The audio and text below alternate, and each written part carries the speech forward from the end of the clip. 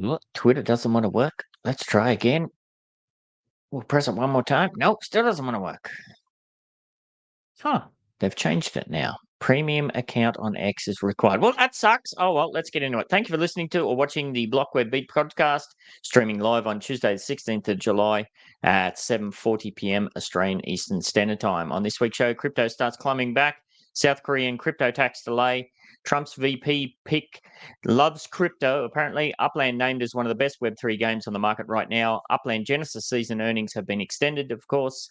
The human side of the industrial metaverse, global metaverse market to grow 575% to over 500 billion by 2030 is the prediction. Hong Kong testing its own ChatGPT-style tool as OpenAI planned to step back and block its access. How AI is fueling uncertainty for game developers. Gaming giant Ubisoft launching free NFT mint for Champion Tactics. Solana's NFT user adoption soars, outperforming Bitcoin and Ethereum.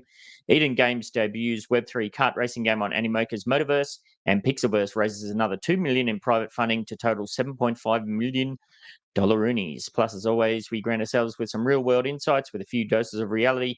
For the Meatsuitaverse, time for the disclaimer. Warning, the information and opinions within are solely for views of the individuals involved, contains content not suitable for anyone. It's a bit sucky about the old Twitter, isn't it? I didn't really want to pony up and give Elon any more money. I don't think he needs it. Anyhow, we'll see how we go. All right, this week in the crypto markets, what do we got? We've experienced a notable rebound. The global market cap increased by 8.6% to 2.32 trillion, with Bitcoin's dominance slightly rising to 53.7%, and the fear and greed index shifting from 37 fear to 57 neutral. Bitcoin itself surged by 8.7%, reaching $62,996 at the time of the snapshot. Ethereum followed with a 9.4% increase, now priced at $3,395.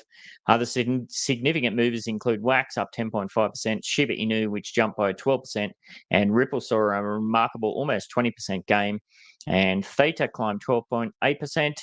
Flow also showed a substantial increase of 10.7%. In blockchain crypto news, South Korea's crypto tax implementation might be delayed until 2028, which is good news if you're over there. Originally set for January 2025, the tax would impose a 20% rate on annual profits over 1,800. Lawmakers, citing the high-risk nature of crypto assets and fears of deterring investors, have proposed postponing the tax. Song Yun-suk and other MPs argue that the current tax system isn't ready to handle crypto declarations, potentially causing market confusion. This is the third delay since the tax was first scheduled for 2022, with political motives also influencing the postponements. The Democratic Party seeks to raise the tax threshold to 36,000, aligning it with stock trading. Oh man, I'd love to have something like that in the Australian taxation, but instead, we just get shafted. All right, another blockchain crypto news. In a major political move, former President Donald Trump has selected pro-crypto advocate Senator J.D. Vance as his vice presidential running mate.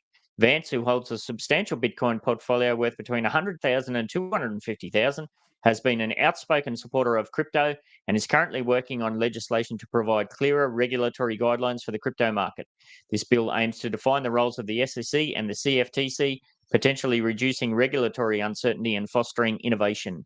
Vance has previously criticised SEC Chair Gary Gensler's approach to crypto regulation, advocating for a more balanced and less politically driven framework. Sounds bloody good to me. Article goes on to say the announcement marks a significant shift in the political landscape, indicating a strong endorsement of cryptocurrencies for the Trump campaign, which could influence other policymakers and boost market confidence. And my gosh, watching all that's been unfolding over there from afar has been absolutely horrifying. Can't imagine what it's like over there and don't really want to know. All the best if you're in the mix. Wow, what a mess. All right, in Upland Metaverse news, Upland has been featured in an article on the newscrypto.com titled 4 of the best Web3 games on the market right now. The article suggests that Web3 gaming has significantly progressed, with games leveraging blockchain benefits effectively. And yes, among the top games mentioned, it outlines that Upland stands out for its impressive achievements and growth. Launched in 2020, it says Upland is a thriving open world metaverse with over 3.5 million registered accounts and up to 50,000 daily active users. The game has seen the purchase of 6 million NFTs, totaling 15 million in volume, and boasts 300,000 unique landowners. Upland's success is attributed to its organic growth, community engagement, and robust economy, featuring over 3,000 player-created stores, better known as Metaventures. The recent launch of the Sparklet token, well, that's not correct. The upcoming launch of the Sparklet token is expected to further enhance its open world, offering new revenue opportunities for content creators. While some of those numbers included in there have a heavy dose of spin on them, this is exactly the type of visibility that we've been hoping for years and years to see. Good stuff. In other Upland news, Upland has issued a friendly reminder stating that the Genesis Season Ornament Challenge and gamified earnings deadlines have been extended to Wednesday, July 17th at 9 a.m. PT. The deadlines were extended due to the Sparklet transition days when Sparklet utility was disabled. If you haven't got your earnings secured yet from Genesis Season, well, you better bloody well hurry up and got mine in the bag. That's all that matters. In Metaverse news, according to Computer Weekly, the industrial Metaverse, I've been speaking about this for years actually, it says is rapidly advancing, integrating immersive technologies into daily operations. During the South by Southwest conference, experts from VTT, Volvo Cars, and some bloody name, what's that? Wärtsilä Voyage discussed the potential and challenges of this evolution. VTT focuses on human-driven industrial metaverse solutions, exploring the transformation of industrial work and the human perspective. Sounds like people getting replaced there. Wärtsilä uses XR and VR for workforce training and employs digital twins for operational improvements. Yep, I love the idea of that, like pop-up manuals and stuff that people can work off.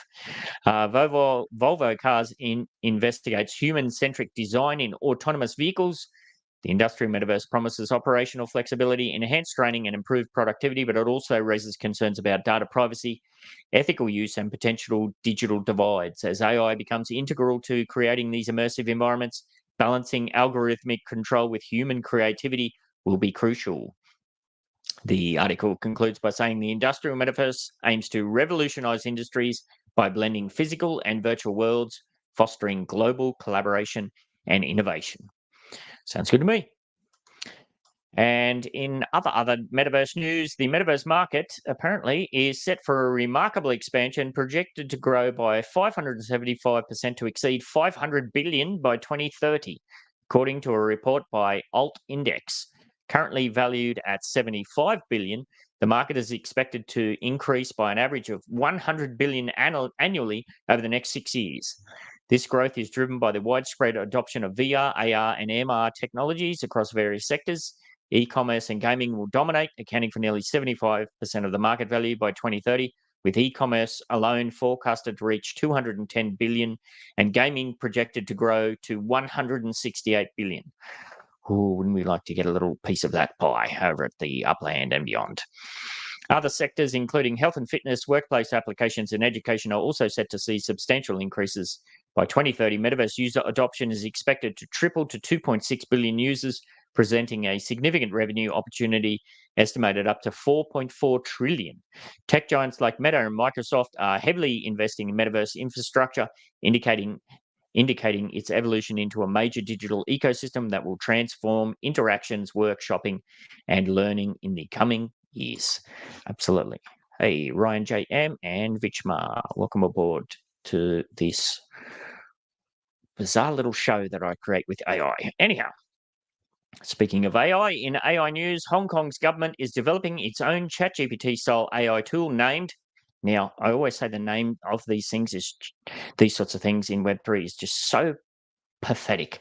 Hopefully, this is a lost in translation sort of deal, because apparently this AI tool is named Document Assistant Application for Civil Servants. Wow, that seems very impressive. Anyhow, this new thing is supposed to enhance administrative efficiency. Initially tested within government sectors, it aims for broader public use in the future. This initiative comes as OpenAI restricts access to its services in Hong Kong, China, and Macau, citing unspecified reasons. Developed by a research centre at Hong Kong University of Science and Tech, in collaboration with other universities, the tool will eventually support functions like graphics and video designs. The move underscores Hong Kong's push to advance its AI capabilities amidst global competition, particularly between Beijing and Washington, for AI dominance. Dun, dun, dun. Article concludes by saying local experts believe the tool could catch up technologically with ChatGPT while addressing localized needs. However, it is expected to conform to political correctness similar to other Chinese AI models. Yeah, you can't get away with a whole lot over there, can you? All right, sticking with AI news, AI is creating uncertainty in the gaming industry, as discussed by Jess Hyland and Chris Knowles. While companies like NVIDIA, Electronic Arts, and Ubisoft tout AI as a tool to save development time and enhance creativity, workers fear it could lead to job cuts and degrade the quality of creative roles. AI's potential to automate tasks is seen by some as a threat, replacing artists' creativity with repetitive correction tasks. Additionally, the rise of clone games facilitated by AI exacerbates concerns over job security and creative integrity. Despite these fears, some, like composer Borislav Slavov, see AI as a way to enhance creativity by handling repetitive tasks, allowing artists to focus on more inspiring work. The industry must navigate these challenges while reassuring both workers and gamers about the positive impacts of AI. Yeah, my own kind of, for what it's worth, my own 2 cents or whatever you want to say on that is this is inevitable. If you're a game developer who's dead set against this, well, I think your time, efforts, and energy would be much better spent on learning how to use these tools to, like the article said, to enhance your creativity and to make your life and your workflow easier. Those kind of skills are going to be greatly in demand for a very long time yet to come, would be my guess. All right, moving on to NFT news. Ubisoft, speaking of Ubisoft, is launching a free NFT mint for its new blockchain-based game, Champions Tactics Grimoria Chronicles. Again, freaking names of these things. Anyhow, this event set on the Oasis network will allow players to mint 75,000 in-game champion NFTs without any gas fees. The mint kicks off with holders of the Warlords NFTs who can claim up to 5 champion NFTs starting on Monday. The general mint for non-Warlords holders begins on Thursday, July 18, requiring a Ubisoft account and Oasis wallet and users to be at least 18 years old. This initiative highlights Ubisoft's ongoing experimentation with blockchain tech, having previously explored Ghost Recon NFTs and Assassin's Creed smart collectibles. Champions Tactics is the first original Web3 game from Ubisoft, developed from scratch with NFTs as a core element. Sounds pretty cool to me. Partnering with Aleph.im, Ubisoft ensures a fair distribution of NFTs through a verifiable random function feature. This free mint marks a significant step in Ubisoft's blockchain gaming ventures. Yep. I love it. I think that's very, very cool. Not that I'll be getting involved myself, but I do love it. In other NFT news, Solana's NFT user adoption has surged, outpacing Bitcoin and Ethereum in daily activity.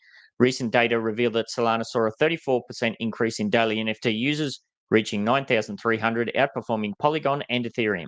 Key NFT collections like Frogana, Mad Lads, and Retardio Cousins drove this growth with significant trading volumes.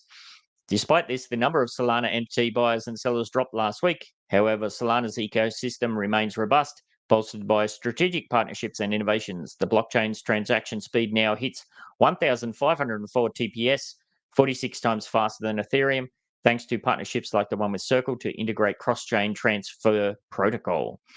At the time this article was posted, Solana's price had seen a 3.8% increase to $152.25 and a 13% rise in trading volume to $2 billion. Analysts predict continued growth, forecasting significant gains for Sol in the near future. Yeah, I nearly pulled the pin and deepened my Sol bag in that last drop, and we've just seen it's kind of climbed out of there. So kind of kicking myself that I didn't at the time. Anyhow, we might go back down the roller coaster yet.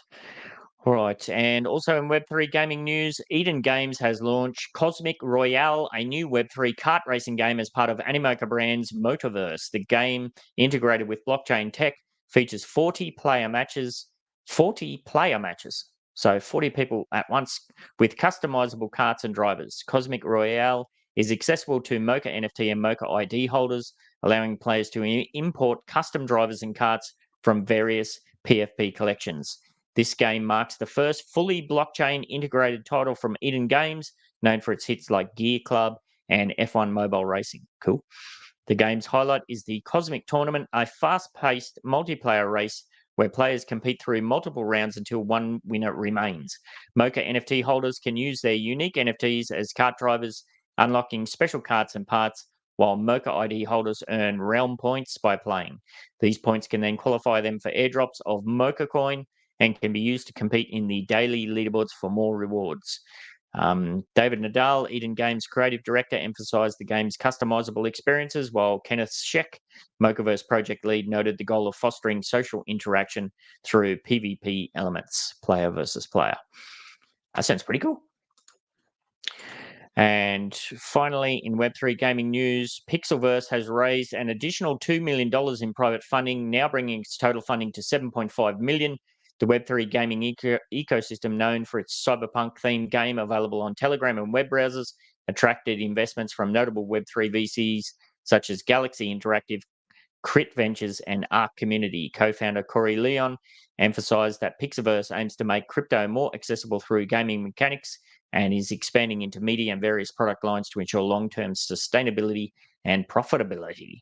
The latest funding round was initially led by Delphi Ventures, Merit Circle, and Mechanisms Capital, with additional backing from Bitscale Capital, GAF Capital, Big Brain Holdings, I like that name, LiquidX, and Foresight Ventures. Big Brain Holdings. Finally, something that has a cool name. All right, and that's it for the Web3 stuff. We'll move over to some Meatsuitaverse news. Now, my God, did I have fun getting this image up. So, how's this for a doozy? In the Australian Meatsuitaverse news, a man from Western Sydney has pleaded guilty to urinating on meat products at Sydney CBD, causing over $300 in damages. The bizarre incident occurred on July 1st, and police arrested the man after a public appeal and release of CCTV footage. He was charged with contaminating goods with intent to cause public alarm and trespassing. He appeared in court where his solicitor indicated plans to apply for his discharge on mental health grounds. I would assume so. The case has been adjourned for sentencing until later in the year. Yeah. All right. In New Zealand Meatsuitaverse news, a convicted drink driver in Wellington claimed that the presence of a silent police officer sitting beside him hindered his ability to make a rational decision about taking a blood test. Pulled over at a checkpoint with a breath reading of 533 mcg, he argued that the 10 minutes given to decide on a blood test was interrupted by the police officer's presence. The High Court dismissed his appeal, affirming that the constable's silence did not impede his decision-making process. His argument included an alleged conversation through a car window was deemed less credible than the constable's testimony. Yeah, wow. Nice one, mate. And lastly, in Japanese Meatsuitaverse news, in Tokyo, residents of Akishima City are petitioning against the construction of a massive logistics and data center by Singaporean developer GLP. Concerns include threats to wildlife pollution, increased electricity usage, and depletion of the groundwater supply. The center, expected to emit 1.8 million tons of CO2 annually, would also necessitate cutting down 3,000 trees, endangering local fauna like the Eurasian goshawk and badgers. The residents group is considering arbitration to halt the project, set to begin in February 2029. Similar opposition was successfully carried out in a neighbouring city and a couple of neighbouring cities as well. Yes, seems like a good idea at the time, but not if they're going to cut down all that stuff and make all that mess. Yuck. And that's the beat for this BlockWeb week, and a glimpse into some of what's currently making the news inside, around, and outside of the Metaverse and in the Meatsuitaverse this week. If you'd like to get yourself involved in any of the Upland Down Under Metatainment productions, I do, or if you have an Upland NFT or Metaverse product, service, or event to promote, then send me Ben68 a DM or get yourself in the MVA server, which is linked in the description. Enjoy the rest of the week, and I'll catch you later.